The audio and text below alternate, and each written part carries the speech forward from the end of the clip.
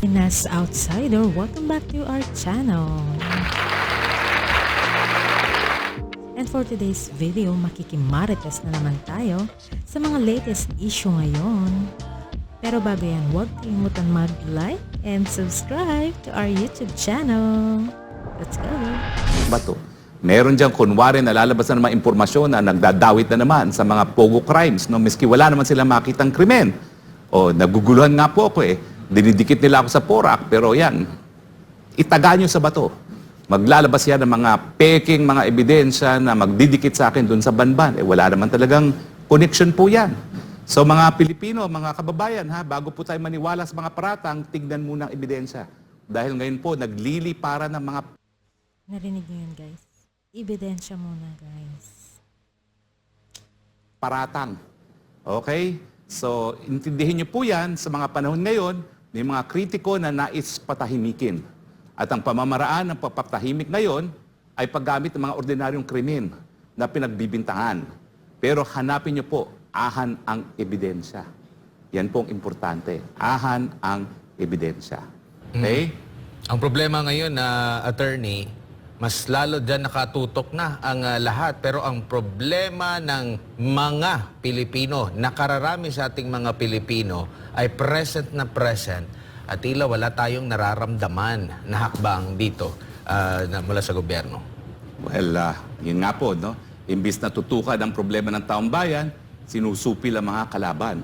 Alam niyo po, maski supilin niyo ang lahat ng kalaban, habang gutom ang Pilipino, hindi pa rin mamamahal ang gobyerno. So kung gusto niyo mahalin kayo ng gobyerno, hindi po yan para patahimikin ang mga kritiko. Bigyan po ng solusyon ang problema ng taong bayan. Ibsan ang problema ng pagkagutom.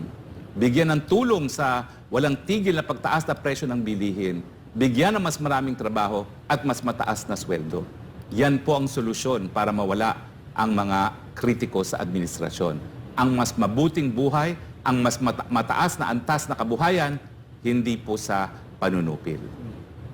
At kapansin-pansin na attorney na ito rin yung nire-remind ng ating pangalawang Pangulo, Sara Duterte. Marami siyang mga iniisa-isa dito na mga nakikita niyang problema. Pero kapansin-pansin, imbis na pagdebatehan, di kayo gumawa ng hakbang dito sa mga na-raise ng mga concern ng pangalawang Pangulo, mismo babanatan pa ang Pangulo or pangalawang Pangulo kung ano bang ginawa niya, bakit tahimik ka noon, dahil ganito, ganyan. Parang yun nga, down should the messenger, dapat yung mismong mensahe ang pag-usapan. Well, yun nga po no? Hindi lang talaga ipopromote kung anong gusto nila na magpasasa sa pwesto kasi kapag ikay nasa pwesto, meron din pong responsibilidad. At ang responsibilidad nga ay yung kabuhayan ng iyong mga mamamayan na kinakailangan mapabuti at hindi po mapasama. Nabanggit dito, attorney, ni VP Inday Sara, ang Pilipinas ay pinamumunuan dapat ng mga taong may malasakit at kakayanan para itaguyod ang malinis na pamahalaan at pag-unlad ng bayan. Subalit ang Pilipinas ngayon ay pinamumunuan ng mga taong walang katapatan sa trabahong sinumpaan. Kaya ang tanging nananaig sa atin ay takot para sa kinabukasan ng ating mga anak. Ang Pilipinas, bilang isang kapuluang dinadayo ng bagyo taon-taon, may komprehensibong plano dapat at mga matatag na infrastruktura laban sa kalamidad. Subalit ang Pilipinas ngayon ay may gobyernong umaamin na wala man lang tayong flood control master plan. At after nung nalimutan na kung ano bang mga plano next.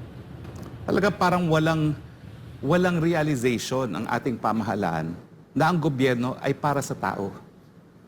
Na ang gobyerno hindi para gawing palabigasan. Na ang gobyerno ay hindi para magpasasa ang mga makapangyarihan. Kinakailangan po yung kasabihan nga na it is by the people, for the people. Hindi po para sa inyo lang ang gobyerno. Nagkaroon po tayo ng kontrata na mamumuno kayo, pero kinakailangan pagsilbihan ang mga pinamumunuan. Kaya naman po ako nagpapasalamat kay VP Sara dahil sa wakas tinanggap niya ang hamon na maging leader ng taong bayan na mga lampag para po sa isang responsableng gobyerno. Kinakailangan na po natin na magkaisa. Kinakailangan na po nating maghusga. At kung dati-rate, wala tayong kinikilalang leader, bagamat nandiyan naman si dating Presidente Rodrigo Roa Duterte, Ngayon po, narariyan na ang mas bata, mas malakas at mas matinik na Inday Sara Duterte. Hanggang sa huli po, tayo kapitbisig at tayo po ay manindigan na dahil ang kapangyarihan ay galing sa soberanyang taong bayan, kinakailangan ang gobyerno sumagot at mapanagot sa sambayanang Pilipino. At idugtong ko na lang din, attorney, ang manifesto ng mga general dito. Kasi mapapansin natin ngayon, kapag ikay kritiko ng administrasyon, meron kang puna sa the way sila sa pamamahala, grabe, ang dami ng kanilang mga tagapagsalita. I-pin down agad yung personalidad. Pero yung mismong issue, walang mga tagapagsalita. Merong ni-raise dito ang mga retired generals. Basahin ko lang, attorney. We concerned retired military officers and men concerned citizens and advocates for transparency and accountability stand together in our call to end the pervasive corruption that plagues the distribution and usage of flood control funds in our country. Corruption in this critical industry not only undermines public trust, but it also endangers lives and livelihoods, leaving communities vulnerable to the destruction caused by flooding. We demand for immediate and firm action to resolve this matter and ensure that flood control projects are handled appropriately and ethically. Sabi pa dito, the problem, despite trillions of pesos being committed for flood control projects. Narinig nyo yun? Trillion yun, guys. Nasaan na? Lumobo ang bulsa. Tay-tay dyan. The 5,500 flood control projects boasted by President Ferdinand Marcos Jr. during the SONA, many areas of our country still lack adequate flood protection. This disparity raises serious suspicions about financial management and embezzlement. Corruption in flood control projects comes in a variety of forms, including kickbacks and bribery, ghost projects, substandard works, nepotism, Kickback pa talaga. favoritism. Sabi pa dito, we want quick and firm action. End the flood of corruption.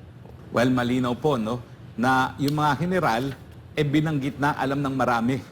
Na kaya po, walang solusyon sa pagbabaha. Kinurakot po ng mga buwaya sa gobyerno ang pondo para sa flood control. Maraming English yun, no? Pero sa mga hindi masyado bahasa sa English, ang sinasabi lang nila, sa limpak-limpak, mga bilyones, siguro Trillion, guys.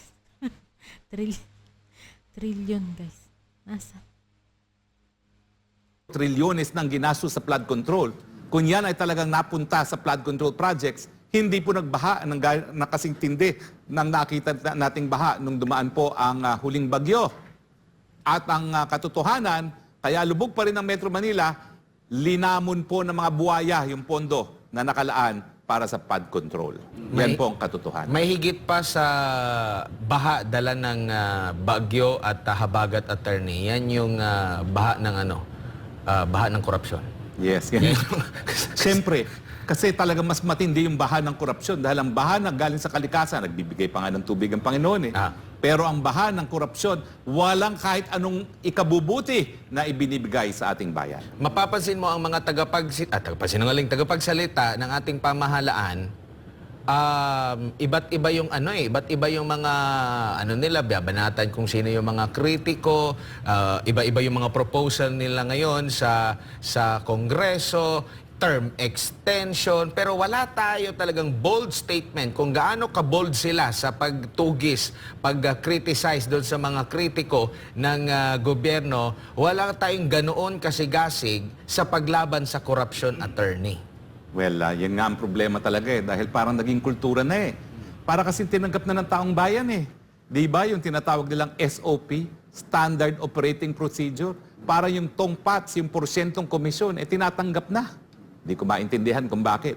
So kinakailangan para magbago ang ating sistema, talagang talikuran po natin yung konsepto ng SOP. At dapat kada piso na nanggaling sa kabadang bayan pumunta sa proyekto na makikinabang ang publiko at hindi ang politiko.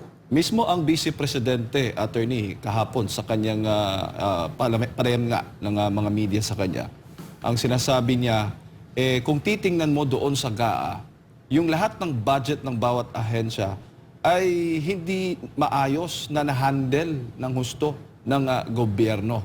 Kaya tuloy, pagdududahan talaga, kung ordinaryong mga Pilipino ang titingin, ay pagdududahan kung nasaan na ang bumabahang pondo ng gobyerno, saan ba ginamit at bakit hindi maayos ito na-handle ng bawat ahensya. Ang daming mga kababayan natin, lalong naghihirap dahil nga dito sa sinasabing korupsyon o katiwalian na meron tayo ngayon sa ating bansa. Well, mga kaibigan, ang solusyon po nasa kamay ng taong bayan. Kayo ang boss. Kayo magdesisyon. Panahon ba magsisante o panahon bang magtitiis pa rin ang taong bayan sa gobyerno na manhid sa pangangailangan ng taong bayan? Attorney, bago lang tayo mag-break, kung saan ba pupunta yung mga tao kapag nagsampa na siya nagreklamo na siya dito sa kung wala siyang makikitang kakampi dito sa gobyerno tulad ng presidente o sa PNP ba o kahit anong mga ahensya, anong ahensya na lang o sino na bang pwede niyang kakampihan o huhingi siya ng tulong para sa lahat ng kanyang mga reklamo sa Hindi bayan? siya kinakailangang humingi ng tulong dahil siya ang soberenya.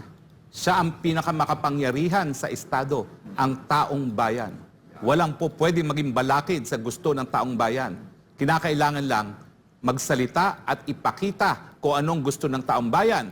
At kaya nga po ang ating mga kalye, sinasabi ng Korte Suprema, mula pa ng mga panahon ng ninuno natin, yan po ay hinahawakan para sa taong bayan na iparating ang kanilang damdamin. Kaya nga po mukhang tumatawag na naman ang ating mga ang ating mga kalsada, ang ating mga pampublikong mga lugar at humihikayat, ano na ang husga nyo, taong bayan?